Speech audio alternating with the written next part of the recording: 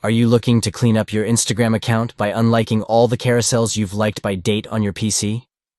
Well, you're in luck because I'm going to show you exactly how to do that in just a few simple steps. First, open your Instagram account and navigate to the bottom left corner. Click on the More icon or the three dots to access the menu. Next, click on Your Activity to view all of your recent interactions on the platform. From the Interactions section and Likes section, you can see all of the carousels you have liked. Click on Sort and Filter to organize the likes by date. Now, enter the start date and end date for the period of the carousels you want to unlike. This will help you narrow down your search and save time.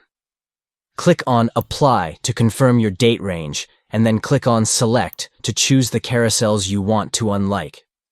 Select all the carousels you want to remove the like from, and then tap Unlike. Confirm the action, and you're all set. By following these simple steps, you can quickly and easily unlike all the carousels you've liked by date on Instagram on your PC. So, go ahead and clean up your account now.